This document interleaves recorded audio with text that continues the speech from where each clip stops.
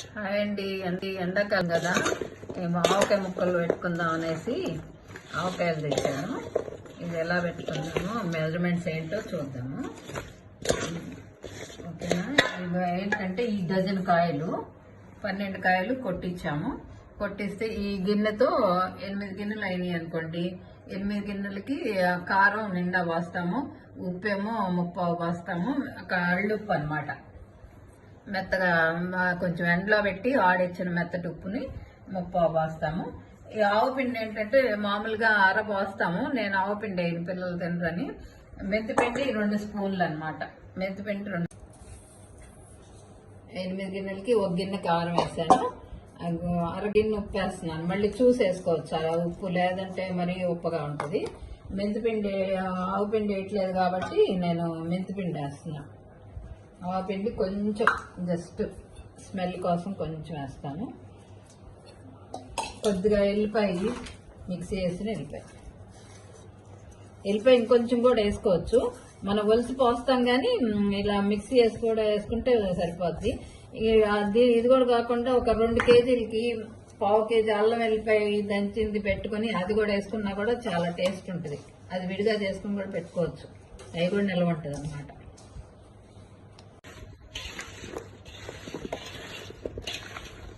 Okay, ఈ ముక్కలన్నీ oil first వేసి కలిపాం కదా, మంచిగా అయింది. ఇప్పుడు ఈ కారం అంతా వేసేసి కలిపేసి ఒక డబ్బాకి వేసుకుని 3 డేస్, సెకండ్ డే మళ్ళీ కలుపుకోవాలి. సెకండ్ డే ఒకసారి కలుపుకొని దీంట్లో కొంచెం పసుపు కూడా వేసాను. తర్వాత ఇందాక నేను చూపించలేదు కదా, పసుపు కూడా వేసాను. సెకండ్ డే ఒకసారి కలుపుకొని థర్డ్ డే ఫైనల్గా బాగా కలుపుకొని ఎల్లిపాయలు కూడా ఒలిసి వేసుకోవాలి రేపు. వేసుకుని థర్డ్ డే బాగా కలుపుకొని అప్పుడు టేస్ట్ చూసుకుని ఇంకా జాడీలకి ఎత్తుకుని మంచిగా పెట్టుకుంటే బాగా పొడి జాడీలకి ఇంకా 1 year ఫుల్ ఉంటుంది.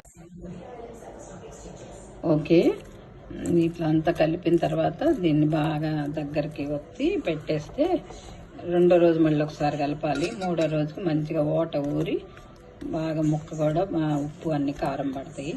ఇంకప్పుడు మనం గాజు బాటిల్స్లో పెట్టేసుకుంటే సంవత్సరం నిల్వ ఉంటుంది. ఓకేనా? 3 days తర్వాత ఆవకాయ పచ్చడి ఇలా ఉంది. దీంట్లో అంతకుముందే ఎల్లిపాయలు అవన్నీ వేసాం కదా, అన్ని మాగినాయి.